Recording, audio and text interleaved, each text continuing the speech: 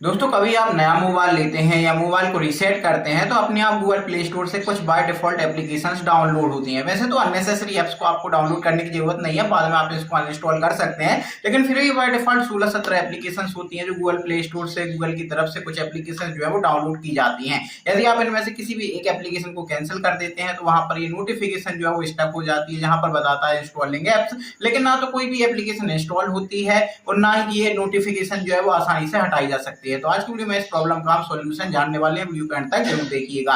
यदि दोस्तों आपने कोई भी एप्लीकेशन हटाई नहीं है और यदि आप सोच रहे हैं कि एप्लीकेशन इंस्टॉल करना जरूरी है तभी ये प्रॉब्लम सॉल्व होगी, तो ऐसा नहीं है। आपको 16-17 जितनी भी एप्लीकेशन बाय डिफॉल्ट डाउनलोड होती है उनमें से एक भी जो है वो डाउनलोड करने की जरूरत नहीं है। आप सबको जो है जहां से एप्लीकेशंस आप प्ले स्टोर पे जाकर अपडेट करते हैं वहां पर जाकर सभी एप्लीकेशंस को जो है वो कैंसिल कर सकते हैं। वो कोई भी एप्लीकेशन इंस्टॉल करने की जरूरत नहीं। और यदि इस तरीके का नोटिफिकेशन बताता है तो इसका सॉल्यूशन जानते हैं आज के इस एपिसोड में।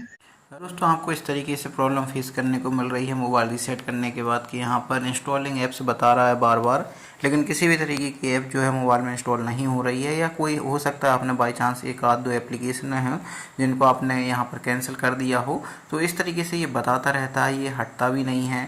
तो इसको कैसे सॉल्व करते हैं आइए समझते हैं। इसके लिए आपको क्या करना है, आपको यहाँ पर प्ले स्टोर जहाँ पर भी उसको लॉन्ग प्रेस करके रखना है, यहाँ पर आई बटन पर आपको क्लिक करना है।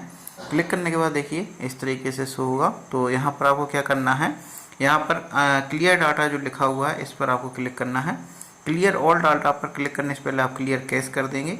क्लियर कैश करने के बाद आपको क्या करना है, क्लियर ऑल डाटा पर क्लिक करना है और आपको सारा का सारा जो डाटा है वो आपको डिलीट कर देना है। जैसे ही आप डिलीट कर देंगे यहाँ पर आप देख सकते हैं ये जो प्रॉब्लम है यहाँ पर ये सॉल्व हो चुकी है। अब ये जो आती है इसको आप स्लाइड करके हटा देंगे और यहाँ पर अब जो ये प्रॉब्लम है वो सॉल्व हो चुकी है। अब ये ऑटोमेटिकली जो भी नया अपडेट रहेगा ये अपने आप ही अपडेट हो जाएगा, उसके बारे में आपको टेंशन यहाँ पर नहीं लेनी है। तो आप देख सकते हैं जो भी प्रॉब्लम थी वो हमारी प्रॉब्लम अब सॉल्व हो चुकी है।